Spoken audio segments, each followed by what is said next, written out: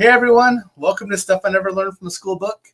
If you're looking at the bearded one, it must be Monday, 7 p.m. Central, 8 Eastern, 6 Mountain, 5 Pacific, 2 out in Hawaii, 6 a.m. tomorrow out in Indonesia, and about 9 a.m. in Australia. Welcome everybody.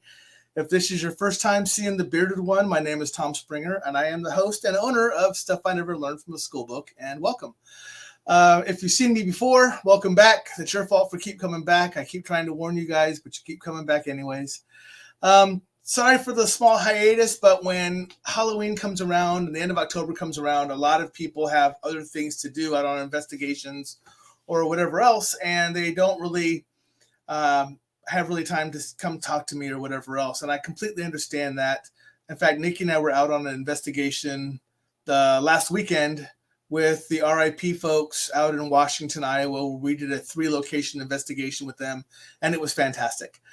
So, like I said, that's kind of how it runs. That's where it is, but we're back now. We're going to be running pretty good until right around the week of Thanksgiving, and then we'll take that week off, and then we'll be back again for a lot of time through December. But anyways, welcome to the show, everybody. As usual, I do have on a fantastic guest. I will explain how I met her once I bring her on, but I want to go ahead and bring on Mandy Barrett. So let's say hi to Mandy. Hi, Mandy. Hi. How you doing? So, hi, Nicole. Hi, Kathy. Hi, Tom. So, hi, everybody. Hi. Yep. So everybody's, like I said, I warned you ahead of time. This is going to happen. I was going to pop in and say hi. And yes, Nikki is absolutely right. Everybody's going to love your energy tonight because you always have such an awesome, positive energy whenever we have seen you.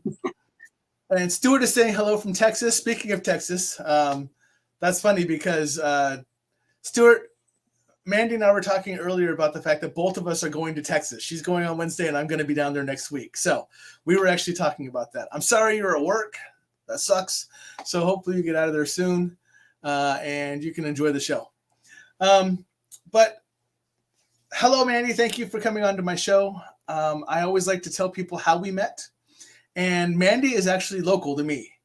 And I met her a year ago, well, about a year ago, the first time, at Holistic Fest. Holistic or Mystic Fest. One of the fests out here in Nebraska I met you at. Nikki will correct me and tell me where and when we met because she's good about that. She just knows that I call them the fests. But I saw you and out here in Omaha, Council Bluffs area, and I walked by you like 3 or 4 times. And a lot of people know how I bring on my guest if you're local is because I pick up your energy. And if I feel the energy is positive, I go and I'm just shy, quiet me will walk up and just start talking to you and start asking you questions and everything else. Oh, see, there we go. Nicole, like I said, June Mystic Fest. There we go. So I told you she'd correct me. Hi, Rosie. And so I kept walking by you, but you were busy, so I never had a chance to actually stop and talk to you. But I kept telling Nikki, I want to go talk to this lady. I don't know why, but I want to go talk to this lady. I like her energy, and I want to find out who she is and what she's about. So finally, there was an opening, and I snuck over there to introduce myself to you. And you thought I was there for a reading for what you do. And I'm like, no. This is who I am. And this is what I do. Well, lo and behold, you were intrigued enough to sit down and give me a reading right there on the spot. And I was expecting maybe we're going to have like a little 5-10 minute read. Nope. I sat there with you for a half an hour and I've never sat through a reading like this before with what you do, which we'll talk about here in a second. But yeah, it was pretty amazing how I got to find you in a room full of hundreds of people and pick up on your energy because it overwhelmed me compared to everyone else's, and I was intrigued. So I had to go find out who you were. So everybody, that's how I met Mandy. Now, I will let Mandy introduce herself and let her tell you what she does. It's definitely a Monday night. So Mandy, it's all you. Oh gosh, thanks, Tom. Hi, everybody. Thank you for tuning in. This is fantastic. So what do? I am an astrologer. That is where my passion, my heart is. I was a closeted astrologer for a long time, and finally one day it was one of those things that I couldn't walk away from. The beautiful thing about astrology is I often tell people, A, it's the oldest science out there, but B, I'm not going to tell you anything that you don't already know about yourself. A lot of what I do is validate. And one of the things that I was really finding was that I would meet with people and I would talk with them, and we would have these great, like moments and tissue boxes, and they were like, okay, what next? And it's like, well, you know what to do next. And I found it rather frustrating, maybe, because I just did. And so always trying to expand, to grow in everything in what I was doing, because we have so much stuff from the outside going on, so many messages thrown at us from marketing, just peers, whatever, that it was hard for people to own what they knew, if that makes any sense whatsoever. Yeah. So I was there are astrology conferences, and I was in an astrology conference in Washington, and there was one of the presenters was doing on psychedelics and astrology. And I was like, okay, let's check this out, because plant medicine is becoming in vogue again. It really is. And it does a lot of good. And so I went, and Rebecca Tarnas, Richard Tarnas's daughter, if you're familiar with astrology, Richard Tarnas's name might be a name that you recognize. He wrote an amazing book, Cosmos and Psyche, did this whole study with Stan Groff on psychedelics, LSD, and why sometimes you had healing and why sometimes you didn't have healing. And what they found was that you could correlate the transits to your own natal chart astrologically and have an outcome based that way with plant medicines. And I thought that was fascinating. I am very Saturn ruled. So the fact and idea of plant medicine, working with that in any kind of healing modality, freaked me out, and I didn't want to put myself in any trouble. So I was like, okay, so what's another way we can get into the subconscious mind? And that is when I became certified in hypnosis through the the International Association of Counselors and Therapists.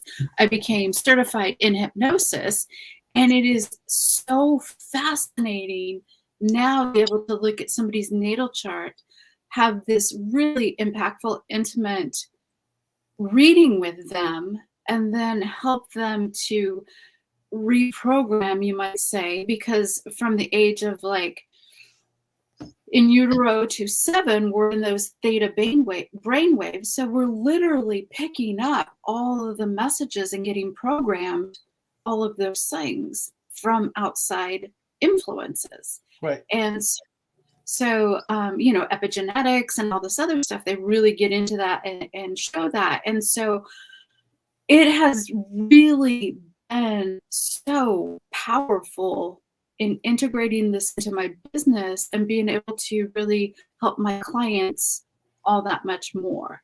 Yeah. And so it's really neat that I'm able to take astrology, which I absolutely love and geek over, and integrate it to really help people to own their authentic truth. Yeah. So let's talk about something here for a second. Okay.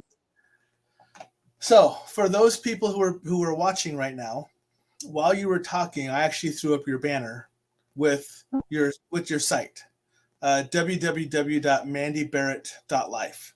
And remember, Barrett is Barrett, folks. 2 R's, 2 T's, .life. because some people misspell it. They'll use one R or only one T. So I'm telling them 2 R's, 2 T's. And I threw that up there while you were talking because I actually have gone out to your website and I actually have it up currently. And you talk about astrology, but you talk about it in a generic, to me, what I would consider a generic term of astrology. Whereas if I look at your first line in your story, you talk about 3 different types of astrology. Just in your first line alone. So you talk about evolutionary astrology, which is the one who pushed you forward, Hellenistic astrology, and psychological astrology. So can you do me a favor and explain how those break out? What's the difference? So, oh gosh, so there is so many modalities of astrology. And that was one of the first things that I needed to learn. And hello, everybody that is joining. This is like so fantastic. I really appreciate everybody. So when I first started just really studying astrology, I, like everybody else, used the parlor game astrology, reading, different books and stuff like that. And as I gained a deeper understanding of the science, I realized that there have been different times in history where there have been different evolutions of astrology, you might say. And so Hellenistic is the earliest astrology that we know of as of right now. And it dates back to Persian, and it kind of is where the Indian astrology has branched off from. And so at that juncture, some amazing pioneers in industry, Robert Hand and Mitra George, Chris Brennan, Robert Schmidt, they started this Project High Insight, where they took all of the old text and they would find, texts that old, they're all torn up and kind of a hot mess. Right. And what they would do is they would take books and bring the pages together and lay them over so that they could get the full text. And so we have gained such a plethora of information from that. And so what that is the earliest astrology. And as time progressed, you get into medieval astrology, which is kind of the doom and the gloom, and that was really what pushed me personally to evolutionary astrology, because there are some types of astrology out there that are kind of negative. Different astrologers that, your lot is your lot and you have to be stuck in all of these things. And I have in astrology some in the medieval terms might call negative placements. And so I, through all of my study, my research, and I'm like, this is not me. This is not who I am. And so as everything evolves and time has passed, I was able to get into evolutionary astrology, which is a lot of what our soul's intention, soul's lesson, soul's purpose here is. And if you believe in reincarnation, you can look at past life and some of the karma you bring into this life, and you can use it to an advantage or disadvantage. And that really resonated. And I will tell you, when I really started working with that is when I started having those really deep, impactful readings with my clients. Oh, okay. The point of that, though, is that when I would share with somebody, it was always like, this is your soul's potential. This is, the opportunities you have. But then I was like, okay, so what are the pitfalls? And that's where I was able to pull in some of those Hellenistic astrology, the past astrology, and say, okay, here are some pitfalls. Right. And, we all have free will. We have choice. Do you want to go this way or that way? Because there are no bad choices, or there are no bad charts. There's just opportunities. And there are some in the astrological community that might really disagree with my view, but again, there's financial astrology. I Yeah. also love electional astrology. Electional astrology is if you, this is one that I really need to get up on the website. It's where you take and you are going to start an adventure. And so you look at the forecast coming up and when would be a good time for you personally with your own natal chart to Oh, start that venture. So, and then there's, mundane astrology, financial astrology. I mean, right. medical astrology, you could, there's so many branches. It's just, yeah, you could study it for a lifetime and know a ton. Well, that's going to lead us to our next question because Nikki and Rosie are backing this one. But Nikki asked, how would one go about starting to learn astrology if you don't know much? Oh gosh. So I personally I started, thank goodness for YouTube. I let's get real. I started with some basic YouTubes. And it's funny because I just had an astrology 101 class Saturday, Sunday. I had an astrology 101 class. And there are so many layers to astrology. The first thing is to understand the planets, the archetypes of the planets, the sun, our vitality, you know, the moon, what makes our soul happy, Mercury, how we communicate. And when we start to understand what the planets desire or what their archetype is, and then you get into, okay, so what do the signs represent and how do the planets play into that? And then you start getting into the houses.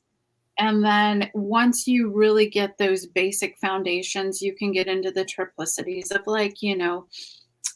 trines, the mathematical equations. There's also, is it a cardinal, like a starting sign?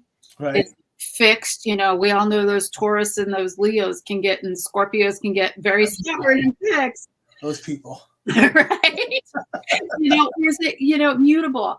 And once you start to understand, it's literally just putting them all together and understanding them in that aspect. And so and the more you understand the basic foundations, the more you can add to those, which just enlivens and excites at least me. I know over it, 4:00 in the morning and I'm reading astrology books. But that's, starting out with the basics, having a strong foundation of what do the planets want, what is it that they're expressing, the signs, how do we do it, and the houses, what area of our life is it going on in? So Rosie is asking, how do I find my signs besides my zodiac if I don't know the exact time I was born? Ooh, that's a great question. So, there is a way in astrology to actually do what's called backdating, and it's really it's a science. Planets travel at a certain speed, and so automatically, when you're looking at the planets that are currently happening in our solar system at this moment, and you put them up against your natal chart, there's certain ways to look at events that happened in your life and look at transits. So like we know automatically at 29 years, Saturn does a full cycle. Right. And so there's going to be an event. Midlife crisis, that's a Uranus opposition. It's so if you can look at specific times in your life and do that, you can do some backdating to kind of get an actual chart of what's going on. Nice. I have 3 questions now. Okay. I'm going to start with one. I'm sure people will have more questions too, but I have 3 questions we've been talking on. Like, all right, look. So hold on. We're going. Hi, Janet. How you doing? So you're talking about this is what kicked it off because you're talking about the planets and the way their cycles are and everything else. How much did astrology get jacked up when scientists went, you know what? All of a sudden, Pluto's not a planet. should that jack stuff up. So, as an astrologist, we still put Pluto in there. In fact, there's another planet that has been added, and that's Eris. Oh, okay. Yeah. So and then you really want to go out there. There's like 24,000 other, That's the edge that we see. Yeah. But but they're just not large enough to be considered named planets. But right. Yeah. So, fun, interesting fact about Pluto. I think Pluto gets a really bad rap. I do too. Pluto actually has a heart, and it's an ice planet, but under ice, it's got a heart. Yeah. And they're pretty confident that there might be some interesting life under there. Yeah. Yeah. I did a lot of extensive researches on the planets. That was my big thing when I was younger. Right? Yeah. So it was fantastic. Okay.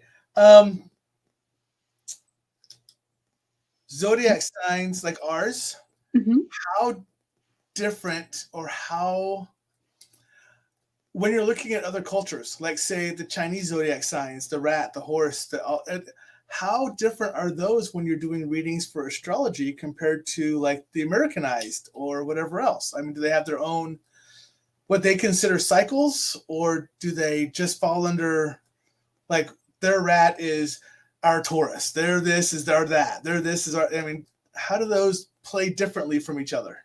So I know enough to get myself in trouble. Sweet. You're on the right show.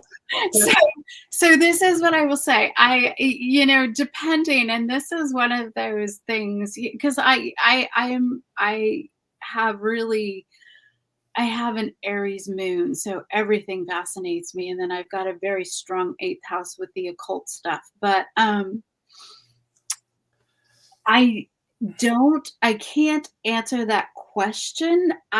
Like so many people, I've dived in enough to know what I'm either a rat or a dog. You know what I mean? Yeah. And looking those up. I know I'm a rat, so I know that. So yeah. So that, but I can't say because that would honestly, it's almost like learning another language. It really is. Astrology is really its own science and language. To me, it's interesting because like it doesn't break it down. Like our stuff, like our astrology stuff, breaks it down to even down to the minute you were born. Whereas when you look at their zodiac signs, it's, well, you were born in the year of 1972, so you're a rat. That's me. So that's why I said that. But theirs is broken down by years, not really down to the specifics of what daytime, under what sign were you born, under what moon were you born. Theirs doesn't seem to be that minute compared to what ours is. So I don't know how much truth there is to that. Does theirs break down to smaller increments, and they just kind of do an overarching, here's your wonderful placemat at the local Chinese restaurant that has all the zodiac signs on it, pick your year and this is what you are, type of thing? Or if they are more in depth and it's supposed to also help give you guidance and help maybe guide you into decisions like what you're talking about that you do. I'm sure that those that are very skilled in their art probably could do a lot of that. Because it's funny, when you talked about the moon, I got excited and I was like, moons are so important. People don't recognize how important the moon is in a chart, and how we can really utilize it. Yeah. And some people do. But so I'm sure that those that have taken the time to really delve into that modality and study it in depth could probably give you some great insights that I would not have. Okay. Yeah. And I have, this last question is one that has just driven me nuts. So now you're on here, so I get to ask. Okay. So I understand that at some point in the past, we could have very easily and have had 13 months in our cycle of a year, because everything matched up with the moon cycles to where if you did 13 months in a year rather than 12, you always had 28 days, not 28.675 or 6764 days. Your days would have always started on a Monday, ended on a Sunday. The moon cycles would have always been 28 days, so it would have been every single month. You would have had a new moon and a full moon, so the cycle would have been perfect with a 13-month cycle. So are you able to read a 12 and a 13-month cycle, or do you even recognize a 13-month cycle? Because that would have also included another zodiac sign. So that is sidereal astrology. Okay. And that's a very valid question. And when I first started doing astrology and recognizing that there was just so much to it, I really looked at which one I wanted to study. And even in the astrology community, there's contention of, do we use whole sign? Do we use Placidus? There are so many different ways that you can break a chart up. Right. And so for me specifically to become the expert in what I do, it would have been counterintuitive for me to take on sidereal. Okay. Without going into it in a great depth. So okay. I think it doesn't work. No, I think, which is more true, French, German, or English? Right. Which and do you believe that, because you study and you practice and you teach and you share the 12-month cycle, mm-hmm. but do you believe that even though you do that, maybe that depends on the individual? Maybe although you give me a 12-month cycle reading, maybe the 13-month cycle would be better for me based off of some of my past that has revealed itself, or based off of what my current session is doing, based off of what may hold the future. I mean, is it me independent, or is it you independent telling me which is the right one to use? So what I can say to that is, in sidereal astrology, I would be a Sagittarius. Okay. In traditional astrology that I practice, I'm a Capricorn. Yeah. I can tell you the Capricorn personality fits me 100 times better. Yeah. Yeah.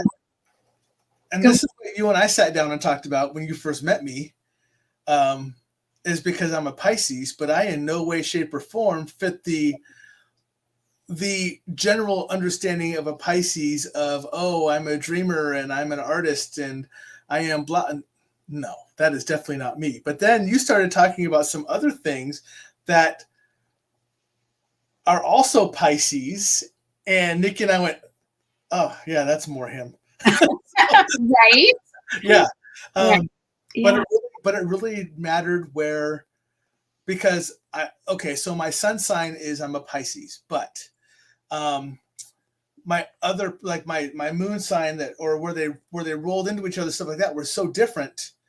And based off of my birthday and the uniqueness of my birthday and the time and everything else, it wasn't just the overarching, he's a Pisces because he was born on February 29th.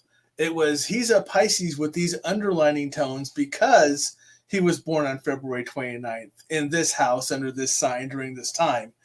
And so a lot of people don't understand that it can get very down to the nitty gritty, not just the overarching, oh, well, I'm reading the New York Times and my sign or my horoscope tells me this on a Tuesday because I'm a Pisces. So so can I don't want to give your chart away, but you can use whatever you want. I give you my group knows I'm an open book. If you want to share stuff, share it. I don't care. They know this.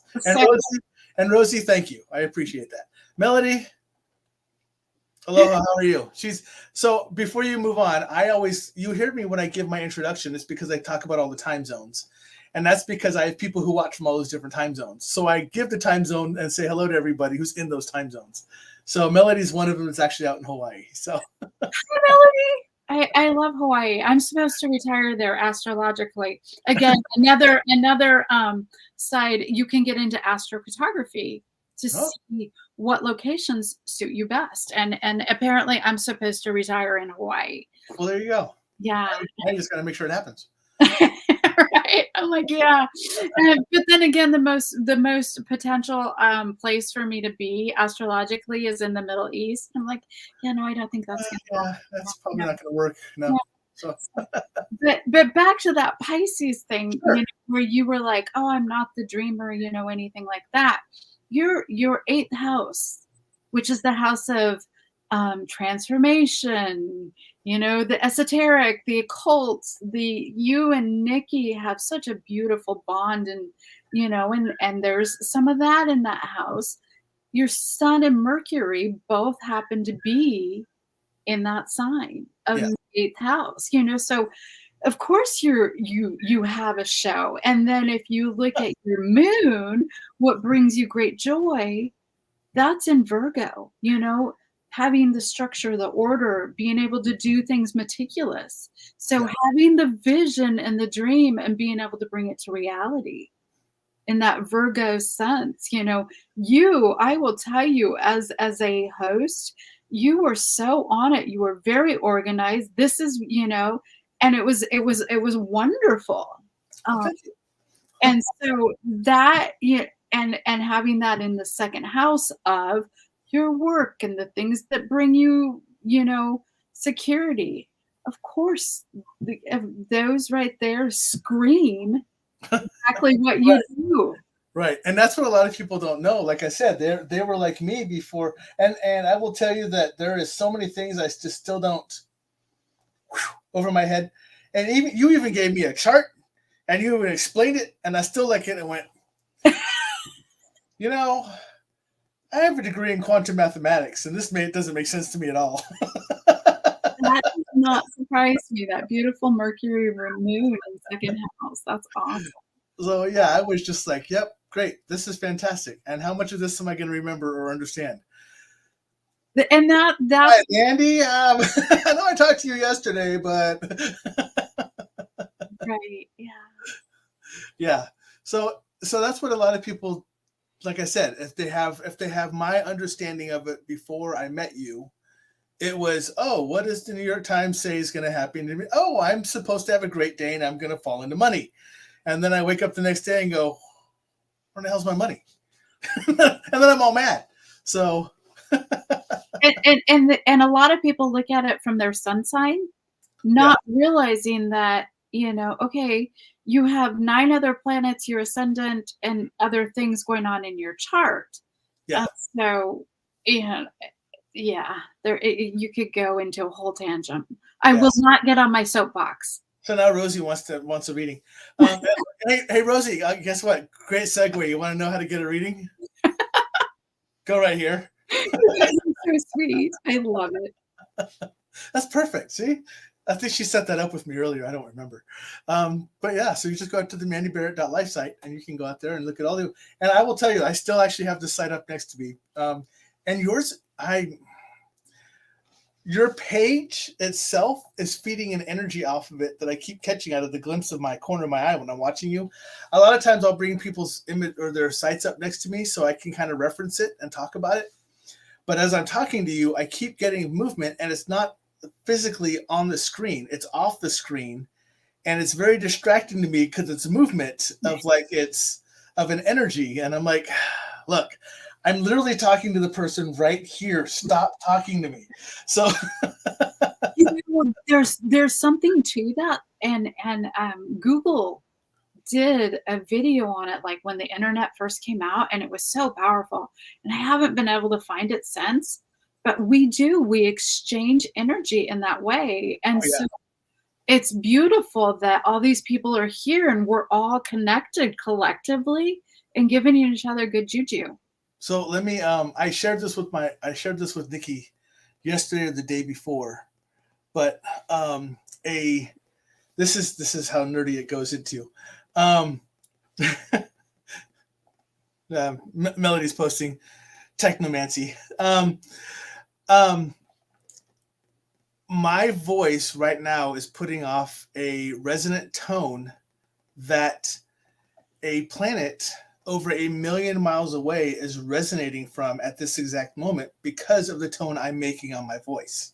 That's how connected we are throughout the universe, that what I am doing right now is setting off a tremor light years away at the exact same time because of what I'm doing right here. Yes. So, hey, Nikki, be nice. She says I'm full of something. Aren't we all? Well, because Rosie said he really knows this something, and Nikki is more or less agreeing in the worst way possible, I think. But thank you for that. But yes, so there is definitely an energy source, and yes, Nikki, definitely nerd. That there is an energy source that does link us all. I even try explaining to people, this is how stupid useless information takes place. The air that we are breathing right now is actually the same. The air that we intake now is at least a percentage point of the very first Greek philosopher back at the beginning of Greek philosophy. And we are breathing the same air at this point. And we are taking in that same breath or that same air that they gave off. So yes, everything is tied together in some way, shape, or form. So you just kind of tell us in many different ways how it is. And it's not through the New York Times or the New York Post or the San Francisco Chronicle or whatever paper you want to read. It's not that. And there is some truth to that. I mean, but this is the other thing is we all have 12 signs. Right, Amber? Energy is never destroyed. Yes, no, it is not. It cannot be destroyed. And by the way, hi, Amber. We all have 12 signs. We all have the same 12 signs. We all have the same planets, just in different areas. So we're all going to have the same archetypes. They're just going to come out in different ways. Different ways, yeah. Yeah, and in different areas of our life. Yeah. And so. Yeah, very true. So, sorry, I was actually going to your site. I was talking about your site. So I have her site open. Because way back when someone's like, hey, I want a reading, Rosie. And I pointed out what site you should go to. When I'm looking at her site, so she does have just her normal homepage you can go to, but it talks about her services. So you can see what the services that are out there. And one of the services she offers, just so people know, is hypnosis. And so some people, I really am intrigued by this, but because of my military background, I've always been told I'm not allowed to go under hypnosis. But you actually have a hypnosis FAQ portion where people, like you're pointing out, no, this is not devil worship. No, this is not this. No, this is not this. It's simply this. And a lot of the one thing that a lot of people don't pay attention to, which for some stupid reason I knew this as well, but you're actually in more of a hyper stage of awareness when you're under hypnosis. And some people just think you're just like you're under anesthesia or anything. And look, Nikki's, apparently I am feeding people's questions very well, because Nikki's asking, can you please explain how you blend hypnosis with astrology? So there you go. Because I was going to ask that after I got done explaining how hypnosis works, or what the hypnosis is that you talk about, but how do you tie these two together? So how do I tie them together? So interesting. Dr. Bruce Lipton in 1968, he was teaching genetics, DNA, that kind of thing. And as he was doing this, he brought 3 different stem cells together, or actually 3 different cells, identical cells, put them in their dishes, identical. And with one of them, he produced skin, one was muscle, and one was bone. And so he's like, how does this happen? Excuse me. And so what he realized was the outside forces which transform the cells. At that time, it was called transformation. Later, it became epigenetics. And so like I shared earlier, in the first, when we're in utero, up until the first 7 years of our life, we are in what's called theta brainwaves. And so that imagination, that creativity, whatever, but we're in that hypnotic state. And so we're picking up, just like those stem cells did, all the outside influences. And what happens is a lot of us pick up the baggage and we own it and we take it. And then we become miserable. You know, a Saturn return can happen and that can shift some things, or midlife crisis, Uranus opposition. We hit that point of, this is not my truth. This is not the life I want to live. And I'm not following my authentic energy. And so how do we get rid of that old, and when I do my my presentations, in my PowerPoints, I actually use a cassette tape. Okay. And I have, programming and all the other things, but it's the same thing as computer software. This is the most powerful computer out there. Right. And so you've got to think that, and I don't know how they come up with these numbers. I just read the data.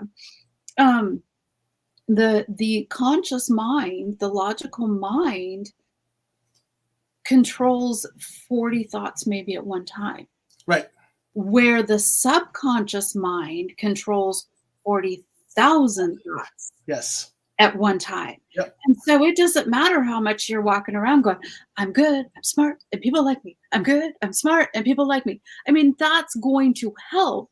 But when you're competing with those old messages, it's easier to use that hypnotic state and really put somebody under. And when you look at the chart and you're able to say, hey, and an example of this is, I had a couple come into a couple's reading, and he happened to be a Pisces.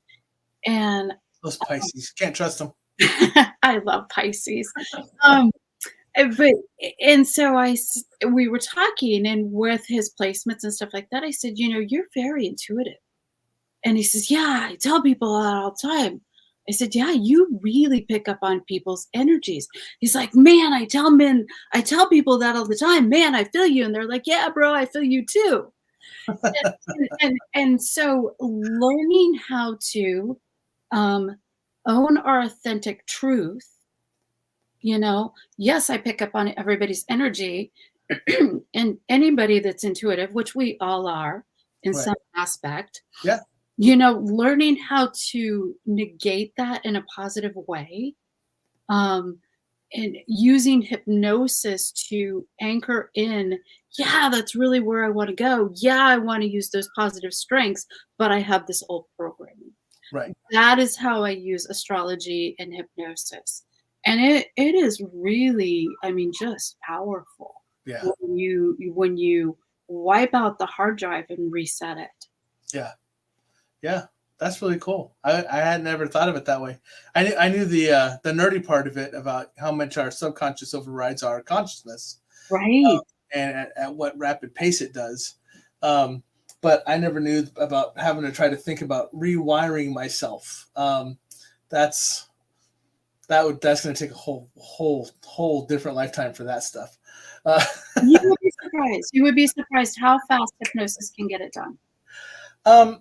Let me ask you a question really quick. So, yes. I am lucky enough to live close to you, and you do this what is called the Arbor Street Collective. So, for people who don't know this, Mandy works in this location where there are a lot of different services for a lot of different sessions for a lot of different things. Like, you have you out there who does astrology and hypnosis. We have friends out there who do Reiki. We have friends out there who do massage. So it's kind of like a collection. We have people out there who do touch healing. All these different methods of helping and of learning. Is this also stuff that is part of your online offers? Because I can come to you and I can see you personally, But for people who can't, is this something that they can go, hey, because you just call them basically monthly quickies. They're just 30-minute sessions. They're just bam. So this is what we're going to do. Is that offered to the folks online as well, or is that just only because I'm lucky enough to live by Omaha that Nikki and I get to come see you, and we're like, So how does that work? So thank you for asking, Tom. Actually, the first time I got my business has been very organic. I've been very blessed in that. It's a lot of word of mouth. Apparently, I am very passionate about what I do, and it's contagious. And the first time that I met with a particular client here locally, and she referred me to somebody in California, it was like, whoa. And so it's like, okay, you better figure out how to use Zoom. So Right. one of the things that I do is, yes, I use Zoom. I offer, whether you're local or wherever in the world, opportunities to meet in person or jump on Zoom. The other thing that I do that's really cool that I absolutely love is I send out pre-recorded hypnosis Oh, for clients, because the most powerful time to really listen to a hypnotic suggestion is at bedtime. right. And because that's when you're really getting into those theta brain waves. And then the other thing that really, because I mean, there's other modalities out there that you can utilize, but what makes it different is the most hypnotic, powerful word Mm, you can use with somebody is their name. right. And so the feedback I get from doing pre-recorded hypnosis with people's names and things that they want has been very powerful. And the number one first thing I generally get is, I didn't make it all the way through the hypnosis. I fell asleep at this point. Am I still getting it? Yeah. Yes, you Yes. are. You are. Yeah. Yep. Absolutely. Yeah. Yeah. Yeah. And there, I want to dispel this misnomer, this myth, this whatever people have. Hypnosis is not a one and done thing. Sometimes it just has to be repeated. It's just like a muscle. You have to learn how to use it. You have to continue to use it. You have to trust that what you're doing is correct, which is important, because if you pick someone who's going to do hypnosis for you, you have to trust that person as well. Not just the process, but the person who's also giving the process. Which is a lot of people. I've had people in the past who have dealt with hypnosis, like, it doesn't work. Well, how long did you give it? I listened to it once. Well, yeah, you're right. It didn't work. Or the funniest thing to me is I have a couple friends who don't do hypnosis anymore because the one person they tried to listen to, their voice was annoying. Well, then pick someone else. Right. I mean, if I have to listen to Fran Dresser be my hypnosis coach, no, we're not going to have a very good hypnosis therapy session. It has to be someone who's a voice that you can resonate, male or female. It has to be a voice that you can resonate with, that puts you in that state of calmness and comfort, and something that you can trust and rely on. And so that's important to know as well. So when people are listening to your voice, you have a very calm and soothing voice. So it's very good for people to understand that if they're coming to you, that it's a voice you can listen to.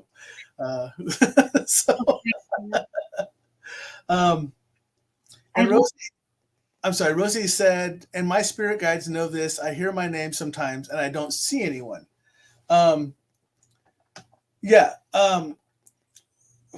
Funny enough, because it's also not only is your name very important for hypnosis, but your name is so important to hear in a lot of things.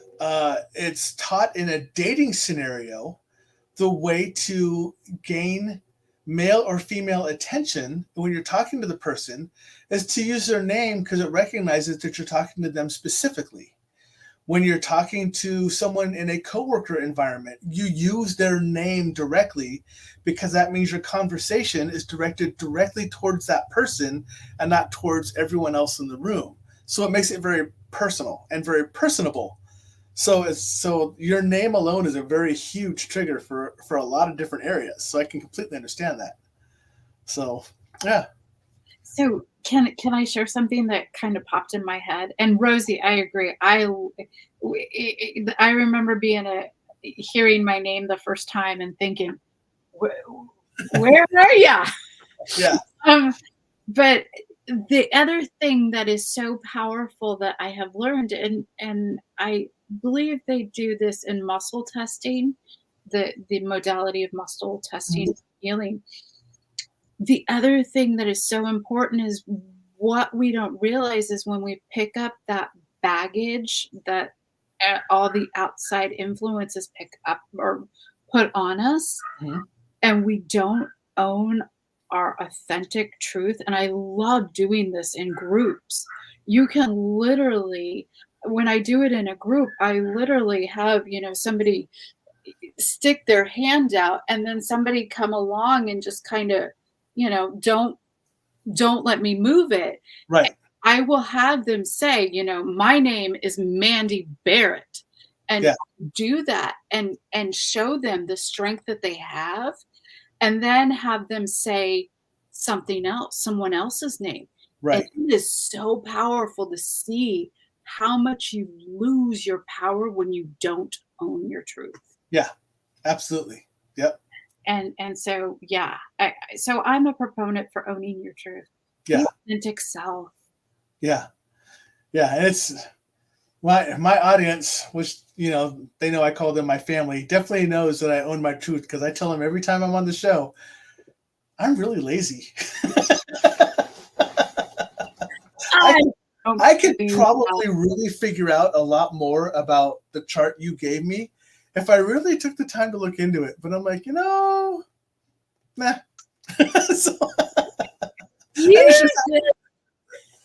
just enjoy the simple things in life. You like the beauty and the aesthetics, and I don't know. But the dumb thing is, I'm so full of stupid, useless information that most people will never use in daily life. But the stuff like that I feel like I should know, I'm like, I'll know it when I need it. It'll come to me at some point if I absolutely need it. I don't need to study it. And that's how I've kind of been my whole life. You know what, though? You are really good at what you do. And well, thank you. What I believe, I mean, look at what you're doing. You're bringing all these people together. We're like talking to the world here on this computer technology wavy thing. When I'm an introvert, yeah, that's even worse. So I am literally the most extroverted introvert you'll meet. Rosie says, I'm not lazy. It's just not interesting to me. Now, Rosie, that's not fair because there's a lot of things that are interesting to me, but I still don't study them. It literally is. I don't know why, but it seems like when I need to have an answer, the answer will pop into my head. And it doesn't matter what it's about. It's like I've known it either from this life or another life, but when I need it, I recall it. And I just, to me, I call it lazy because I just expect it to be there. So I was the same way in school. I never studied. I would read a book and I'd remember it and I'd go take a test and it was good to go. So that's just kind of how I've been my whole life. But it's interesting because I should pay attention. Like when you gave me my reading, I paid attention to it when you and I were sitting there. And I did look through it for a little bit. And I'm like, well, what you're telling me from my past and what I'm seeing in my present seems to be online. So what she's telling me may possibly happen as long as I keep focusing on it for my future. It should happen. I shouldn't have to do anything else as far as I'm concerned. It's on the same track because the past is right and the present is correct. So, and Nikki is telling me that I have very high expectations. Yes, I have high expectations for myself. I just don't want to work to get there. So that's how that goes. And Amber is saying that I am not lazy. If you were not meant to study something, you would. Yes, I absolutely. Most likely, if I had to, I would. I teach people how to do bad things to bad people in the military, and I still don't study how to do that. So just because I know how to do it already. So I'm coming back to your site now because I'm done rambling. More squirrel moments. We had to have many because we didn't have too many earlier, and my audience was kind of going, "Where are the squirrel moments at?" I can sense it from them. You also do transformation coaching. Yes. All right. Explain. So what that is it's basically I do a 12-week course. We will look at your chart. Mm-hmm. We'll talk about goals, because generally when people come to an astrologer, when they're really serious about coming to astrologer, it's generally something that's going on in life. Right. It's a crisis moment, or I'm looking to start something, do something, whatever. And so what we'll do is we'll look at the chart. We'll look at the hiccups, some of that baggage karma that we carry in. Because a lot of times I'll share with people and I'm like, okay, so what I see, maybe if in a past life that you were living this and having this maybe kind of go on, and inevitably it's like, no, that's my current life. I'm like, Oh, well, yeah, that's your karma that you're here right. to resolve.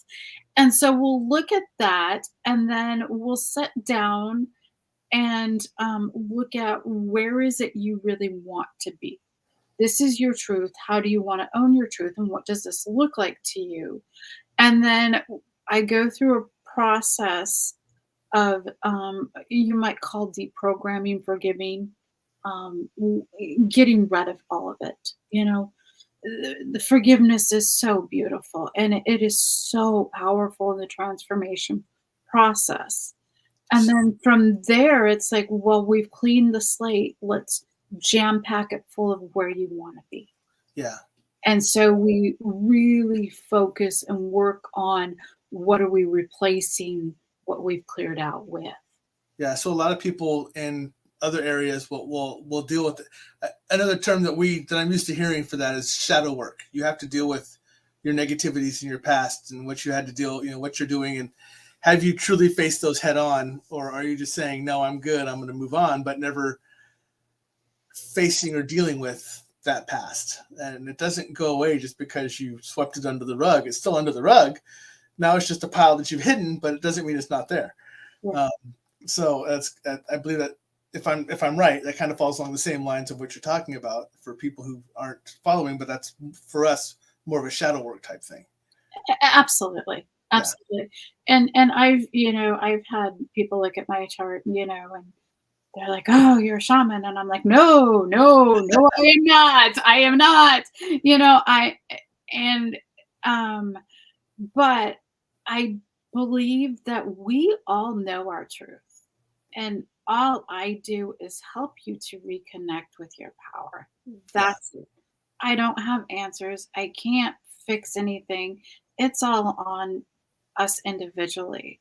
Yeah. But I can do the science of astrology, look at the math equations, help you identify some things, help you tap into, because that's the other thing. People are like, oh, you're going to hypnotize me and I'm going to go out and do something. No, it doesn't work like that. It Right. really doesn't. Somebody will not do something against their moral character, beliefs, or values. Just won't Right. happen. Yeah. So. Ooh, man, I'm in trouble then because I really don't have too many of those. Ah, everybody's moral compass is their own moral compass. So.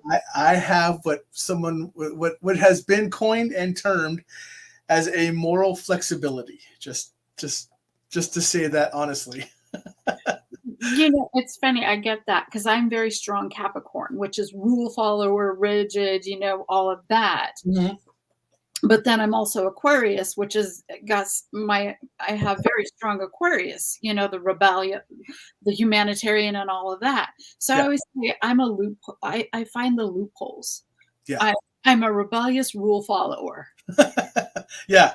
And which is funny because the term I use is I always tell people I'm the black sheep, white sheep of the family.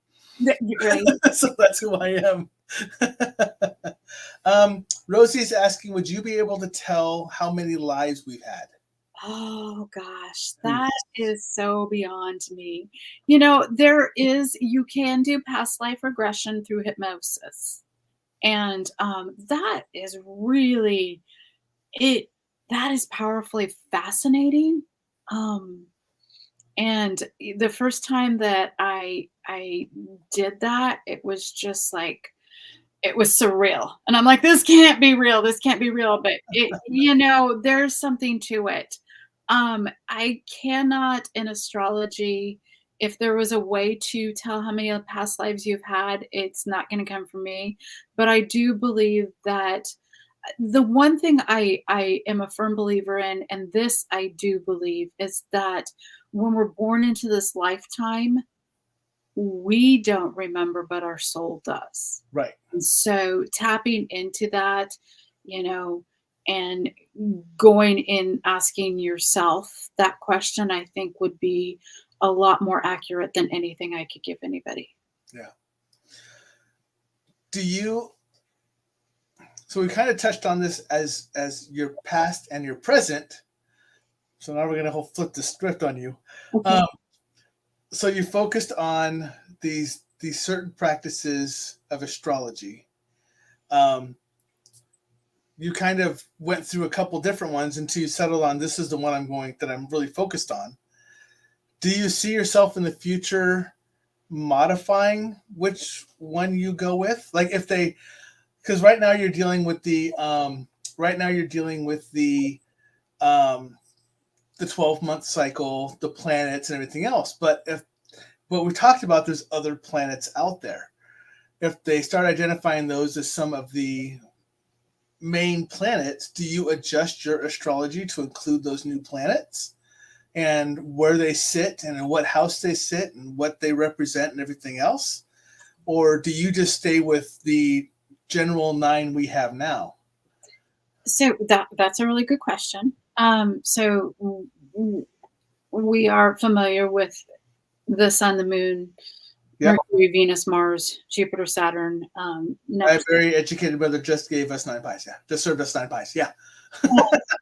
But what they've discovered is Eris. Right. And so Eris is a new planet. So do we automatically assume that Eris is the sister planet to Mars, the chaos, the war? Right. That, or do we really look at what was going on in the world at the time that Eris was discovered? Kind of like when Pluto was discovered, the Lord of Transformation. That's when all of this psychological stuff, Napoleon Hill really came out and was popular, different things like that. Right. I think my caution, again, very Saturn ruled. My caution is to really look at what's going on at the time that Eris was discovered. Okay. And using the history marker and kind of like what we talked about earlier, where you can backdate a chart. Once we understand and know the cycle and travel of a planet, we can look back at patterns in history to start to see what that archetypal perspective will be. Okay, because I didn't know if you would go back to when it was discovered by us or when we identify when it was first created, and then try to go from, if we could date the planet and then try to move forward from the date of the planet versus when we discovered the planet, which one would you go off of? Or, how does that work? So, so that's, and that leads into the whole, well, let's just talk the Voyager that's still going on and on and on and has gone past what we consider to be the universe, and now it's considered what's in the gray area, but yet it's still sending back signals, and it's even picking up greater speed than it was when it left what we would consider our universe, and it should have died out tens and tens and tens of years ago after they launched it, but it's still sending us back signals. But now it's not feeding us signals from any place that we can identify as space. So, I mean, where do we go with that? So, how far back do we go? How far out do we go? Type of thing, I definitely think Eris will be prominent. Mhm. But, like anything newly discovered, it's going to take a little bit of time to really understand the gravitas, the gravity of what it is that it's going to affect. Yeah. Knowing that she is a sister to Pluto and the orbits and stuff like that, there's some interesting hypotheses I have, but it'll be interesting to see how it plays out. Yeah. Yeah. And Melody is saying the New Horizons, that's in the Kuiper belt with the new dwarf planets. Yeah. Tons of them. So, so Rosie did ask, when she asked initially about if you could tell how many lives we've had, she also asked, what about Akashic records? Can you give information about the Akashic records through astrology? So interesting question. The answer is don't know. Akashic records are actually something that are very new to me. Okay. Very new. I had a dream that was beyond my grand, and I went to my spiritual source, and she said, "Oh, it sounds like you were at the Akashic records." And I'm like, "What are Akashic records?" And Right. so they said that is something that is newer to me. I'm starting to have more dreams. And so I believe it or not, and I think this is why I really like the science of astrology, because I'm kind of a skeptic. Believe it or not, I am a little bit of a skeptic. And so, but there's enough things that are coming to me that are proof positive. Like you said, I'm with you on this one. I don't need to be an expert on everything, but I will be the expert at what I do. Right. Yeah. And so that one's out of my wheelhouse, but I find it really fascinating. And if it's everything that I've been dreaming, it's very healing. So Rosie is asking, is this is an interesting question, Rosie. Is this discovering new planets got something to do with moving into the fifth dimension? That is a great question. And again, that goes back to recognizing what's going on at the time that a planet is discovered. And, when Uranus was discovered, the Revolutionary War was, starting, Right. and industrial and stuff like that. So I think that is a very probable possibility. There's lots of hypothesis, but again, I think it's something in my illusion that, we're going to have to look and see the patterns and the behaviors from. And for my nerdy side of it all, Rosie, I would have to ask you, are you talking about the physical form of a fifth dimension, the psychological form of a fifth dimension, or are you talking about the parallel or multiple multiverse of a fifth dimension? Because there are multiple fifth dimensions abilities that are out there. So I would need to know which one specifically you're asking about to know which one I'm supposed to answer for. So yeah, and I know everyone else just glazed over and went, what did you say? So, but yes, I personally believe this has to do with the fifth dimensional shift, but I believe it has to do with the fifth dimension. Good, a psychological and a parallel for me, and a fifth dimensional shift is what I believe. And that's simply because I think in order to have a parallel shift, you have to have a psychological understanding of what a parallel shift is and how they work hand in hand.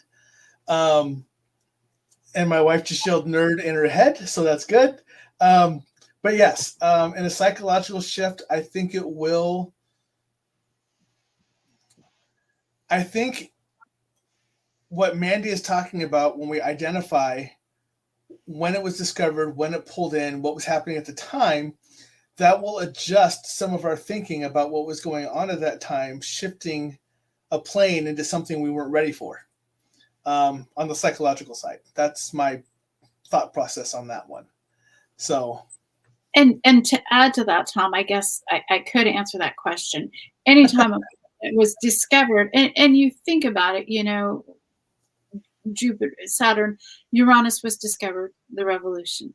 And right. so we're like, okay, revolutionary, forward thinking, you know, and then Neptune was planted, you know, and at the time, everything that was going on, that Neptune was discovered. And then again, Pluto, where that whole psychological aspect of life came to being. Right. So will there be a shift? Absolutely, 100%. I mean, how can there not be? Right. We are evolving and we're ready for this discovery, hence why we discovered the planet and everything else that's going on in the Kuiper Belt and the asteroids and all of that. But what that shift will be, I don't know. Rosie says, Google, here I come. So, right? I'll tell you, there's a lot going on right now. So what's the aftermath of everything that's going on going to be? Yeah. And to me, it's interesting how much is going on very currently, because my thought process is that what is happening right now, we're going to see it as one way, but we're going to make a very recent discovery very shortly here in the very near future that's going to make us reconsider. So there's going to be a shift in what's happening right now based off, and it's going to tie, I kind of want to see it's based off of, but tie at the same timeline as something else that we discover. Right. So I think that's getting ready to happen very shortly. Well, and it's interesting because it was discovered in 2008. What happened in 2008? We had a huge crash in the real estate market. The real estate, yeah. Yep. You know, and if it's a sister to Pluto, Pluto's all about transformation and looking at what really is important. You know, that higher self of evolution. Yeah. So what is Eris telling us we need to really focus on and look at? Yeah. Yeah. So Melody just said, I just relearned that the discoverer of Pluto's ashes are in New Horizons. So you just relearned that? That means you learned it before. Why'd you forget it? I actually met Melody. I had the joy of meeting Melody when I went over to Hawaii not too long ago. I actually got to investigate with her a couple of places too, so it was nice. Oh, fascinating. Oh, it was great. I mean, wait, my wife's on here. I mean, it was terrible, and I worked the whole time. So here's something fun for you. When I did my past life regression, that's where I was, Hawaii. Really? Yes. So Rosie said, I've heard a bunch of layoffs happening soon, and same happened in 2008. Yeah. And then I get a shut your mouth. So, yeah. I do. Right? I know. She's a gem. You've got a good one there, I will tell you. Yes, she lets me know. Right? I mean, I let her know. I'm gonna get myself into trouble. Thanks, Mandy. But so Nikki said, did you do your past life with someone we know? Yes. Oh, I've done two. And the first one I did with somebody you know, and you've actually had on the show. And it was a very powerful, wonderful experience. And when it got to the point where negatives started coming in, I was like, we're done. Yeah. And then I did another one with a friend who had gotten certified by Dolores Cannon. And it was really interesting because it took me back to the same place, but earlier. And then through the adventure, I got to where I was with. Oh. And Rosie is pointing out that you were mistaken. It's not Middle East. It was middle of the sea retirement. Oh, So gosh. you just misunderstood. It's still an island. I mean, it's an island, not the Middle East. So it's middle of the sea. Oh, God. So Yeah. that's what she's going with. Okay. Just to help you correct yourself, that you're supposed to be in Hawaii. So we're doing self-correcting for you right live on the show. Okay, so I want to make sure I understand and make this. So with my astrocartography, the most powerful place that I can be like to do work Right. is the Middle East. Middle East. Yep. Yeah, I'm not going there. Yeah. But where I'm supposed to retire Is Hawaii. is Hawaii. Yeah. So I sometimes get confused. Yeah, that would be interesting to see and understand where my greatest strength would lie, where physically I would have to be to see where that is. That would be interesting. Because I've been to 48 different countries in 8 years. So I may have very well visited one of them. Right? So Nikki said, I have really wanted to do past life. I have had readings of a few past lives, but I really am drawn to know more. But it's pricey. So yeah. And I just can't do it. Military just will not allow me to.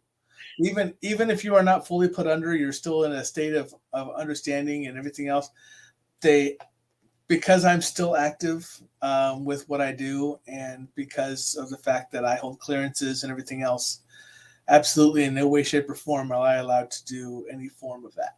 So I'm gonna correct you there, or not correct, but I think correct is the inappropriate word to use.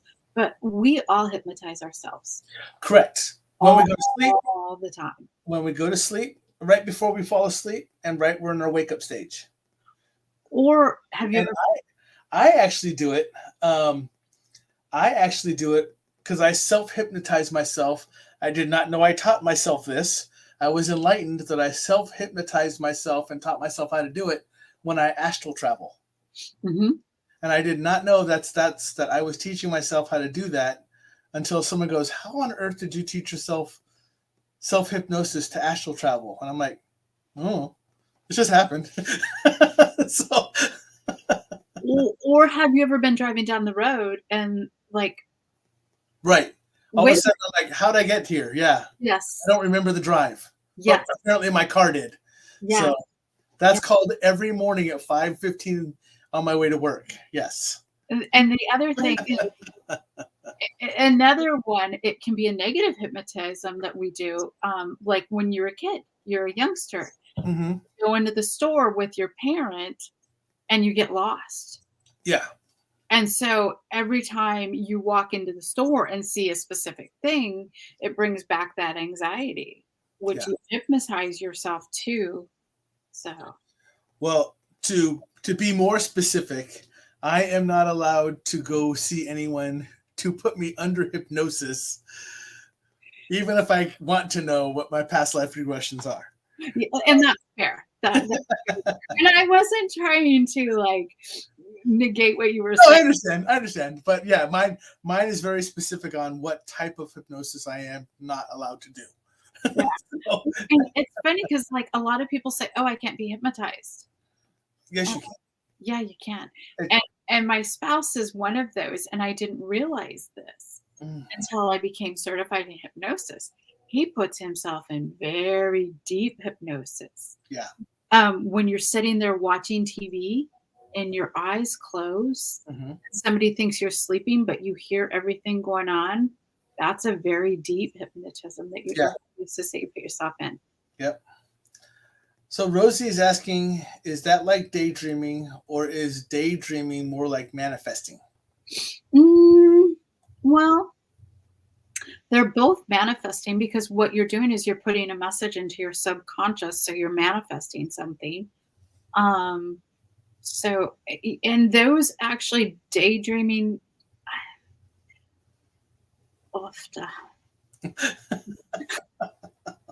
Broker, you're broke, Mandy. Well, I was thinking more along the lines of, because I want to answer her question, but I squirrel moment, and so I was thinking of, Welcome to the show. See, it's like, don't go there. That was not what she asked. But I was right. You stumped the guest. right? um I have a bad habit of having squirrel moments, and I'm very guilty of not answering questions. I could be a great politician.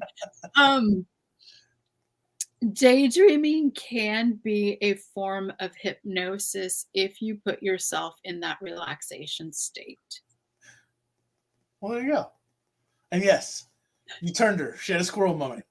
Rosie, do you know that you have used the turd emoji as a noun, a verb, and an adjective tonight? Good job. I'm proud of you. That's really good.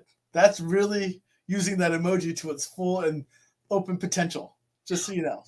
Okay, squirrel moment. There is a guy comedian out there that is not an American native. Okay. And he has a very heavy accent, and he goes on a whole show about poop, and Yeah. how you can be full of poop, and Yeah. the different meanings of poop. And Hold on, I got this for us. Okay, now we can go ahead. okay. And he does. He's like, I didn't realize that you could be a piece of shit, and that to Right. be the shit is different than taking a shit. You know. Yeah, I on my wall at work, I talk about the word fuck so many different times that I turned it into a mathematical equation. And I work with somebody who uses it like a comma when he talks. Some people say he uses the word fuck. So and Rosie says, and I am proud to take this compliment, not without the help of everyone on this show. You're welcome. Melody says, speaking of the Middle East, I'm going back to Qatar in January. I went in October. Now, come on now. Qatar really isn't the Middle East. It's like, I don't know. It's kind of like Middle East light. Isn't it really pretty over there? Qatar's really nice. UAE's really nice. Yeah. Abu Dhabi's really nice. There's a handful of places over there that are just fantastic. Yeah. And yeah. One of them. Yeah. When I was in through Qatar, it was very nice. It was very, very, there was a lot of, that's where they had the World Cup. So it's a nice area to be at right now.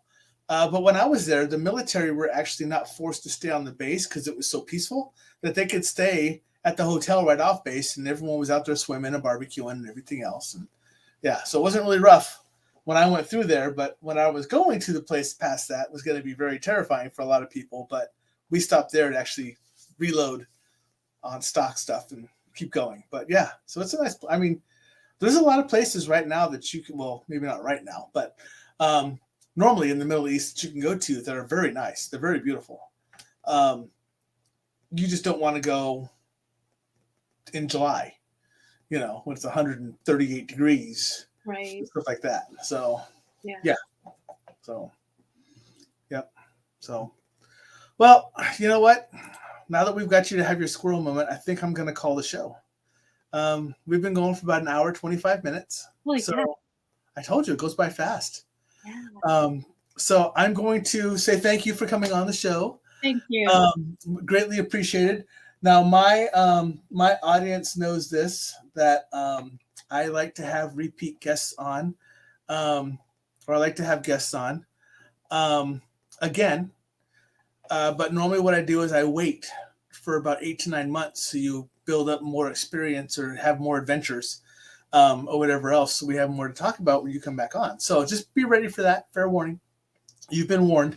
It is your right to say no, but that's, now you're part of the family. So really, would you want to say no? I don't think so. I love your family. These are amazing. I honestly, Rosie, I love all the emojis and just Melody. Everybody has been fantastic. Hi, Bobby. Love you. Yeah, I say Bobby popped up, and that's a new one for me. So yeah, so yeah, a couple of new names on the show tonight that I haven't seen, so they must have came from your page. So Nikki's saying she is so glad you came on the show. It was amazing. Love your energy. Absolutely, I agree. But I'm going to throw you backstage really quick. But before I do, everybody, one more time. See this right here? www.mandybarrett.life right there. See that? See that right there? Go there. Go right there. Go there. And go check it out. You may find something that piques your interest. You may just read the pages and find some cool, interesting information, like hypnosis, frequently asked questions. You may use it or you may not. Whatever it is, go out there and just take a look at the site, see if anything catches your eye, and you may just like, you know what?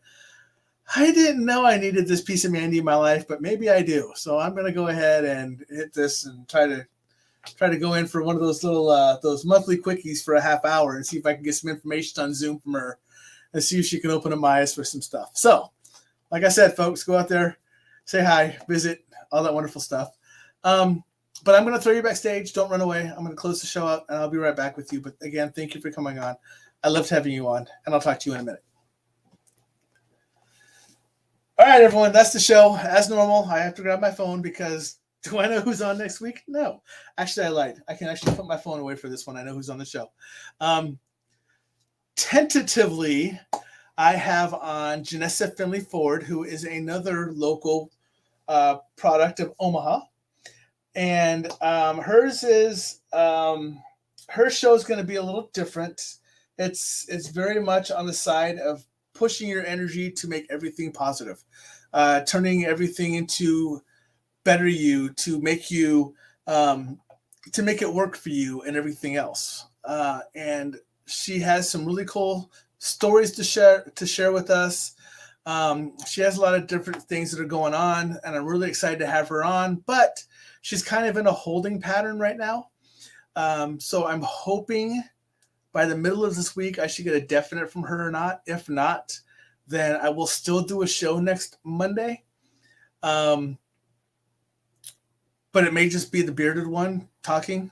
God help you all if that's all it is. Rosie's yelling at me saying I better not cancel. It's fine, Rosie. I'll just have you come on and we can talk. Just remember you said that. I may have on one person that pops in here all the time to say hi to us every once in a while is Amber Jocelyn. I might steal her. She said that she would like to come on and talk sometimes if I have an opening, and she's been a guest before. She's been fantastic. So I may steal her. But I have a couple people who are interested in coming on to share their experience as well. So we'll just see how it goes. I guarantee by next Monday, you'll know who's on. How's that? Does that work for you? Good. We'll just do that. Other than that, have a great week. Much love. Stay safe. Like, follow, share. All this wonderful stuff here. If you like the show, you don't like the show, you want to yell at me, go out to my website. Hold on. I actually have something for that too. Here you go. All my wonderful information right here. Facebook, Twitch, YouTube. That's all stuff I never learned. Go out there, type it in. You'll find me. I'm always there. But other than that, have a great week. Have a great weekend. Much love. Stay safe. And I will talk to you all later.